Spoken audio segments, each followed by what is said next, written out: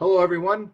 My name is Richard Weil, and welcome to the NRC Helpful Moment. I believe this is our 12th Helpful Moment recording since the COVID-19 epidemic's been going on, and we've had a lot of challenges across the country.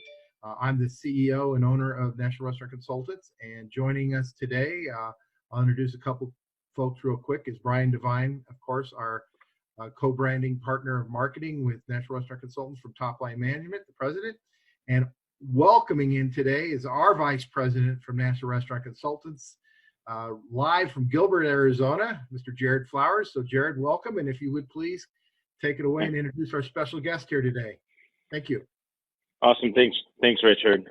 Today we have with us Brandon Casey, the owner of Casey's Woodshed in Tempe, Arizona.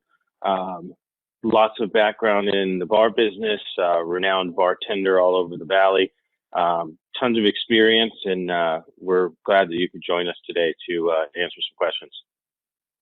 Thank you for having me.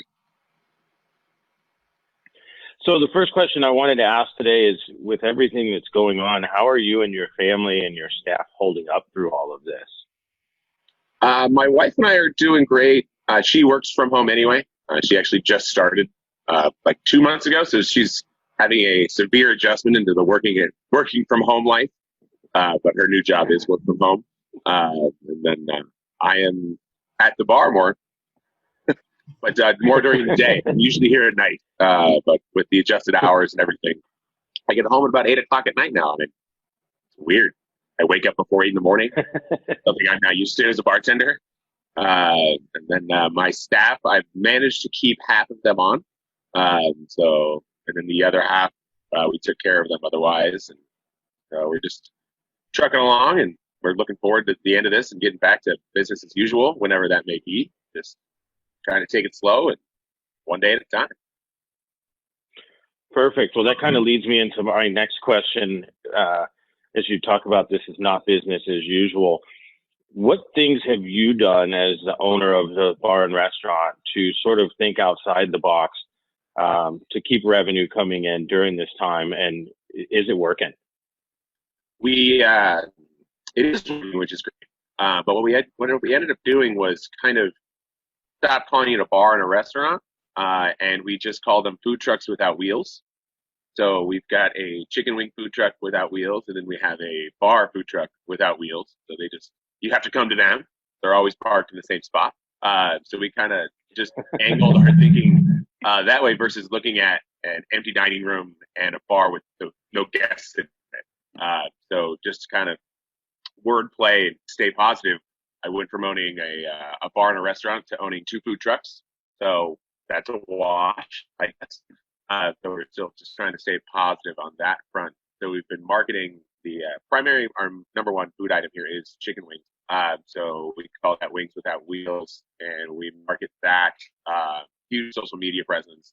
We've been partnering with a lot of suppliers in town, and then also wholesaler food producers. We have a lot of local food producers, whether it be hot sauce or frites or French fries or something like that, because those guys got hit hard as well. I mean, a lot of their national accounts are closed. So they still need to get some cash flow and some revenue too. So by helping them with doing pop-ups and utilizing local products in our features, we can kind of close the circle within the local community from supplier, wholesalers, and then the local businesses. And then for the cocktails, for the booze food truck, we've been doing a lot of cocktails to go and for curbside pickup, and then also for delivery, which is kind of fun because we can batch all sorts of things to go. And honestly, if we have the ingredients, we'll make anybody's curbside little heart desires. And so we've been getting a lot of good feedback on that. And it's one of those things where Phoenix, we might be a huge metropolitan city, but we don't have the density. So people that live here aren't used to getting everything delivered or getting everything couriered like most people are in San Francisco, New York, Los Angeles. So it's a huge paradigm shift in the restaurant industry as far as service is concerned in general. So being patient with guests, trying to enforce and, kind of design everything to increase social distancing, to be safe, but also to still have some sort of guest experience. So still having that customer service aspect. You have to remember this is new for the guests too, and they're uncomfortable too. They don't know what to do. They walk in our restaurant, they expect to be able to sit at the bar, well they can't.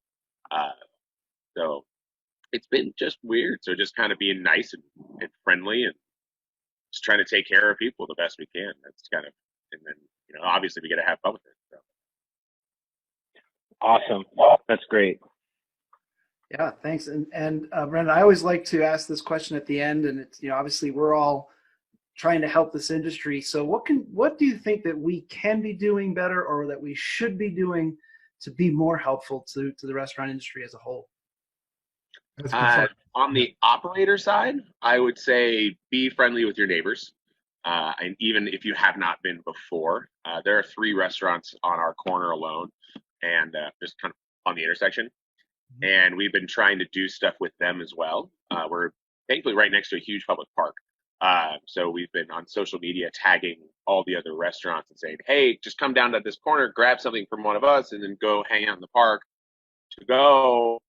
So try to just be friendly with your neighbors and even your competitors, because we're all kind of doing this together. From the guest point of view, this is just because I've been a bartender for so long. Just remember, we've been taking care of you guys and holding your secrets for a long time. Now we need your help. We've been your free therapists for a very, very long time. And then from the community perspective, you'll see a lot of restaurants doing like family meals, which is something us in the restaurant industry are used to. But a lot of restaurants in Phoenix, Maple and Ash is doing it, and a couple other spots for their whole staff. They're doing, even if you're good, like even if you don't have any shifts that week because they don't have a lot, every day at 3 o'clock they have family meals still. So even going into restaurants that are open and seeing like, hey, can I sponsor family meal today or something to that effect?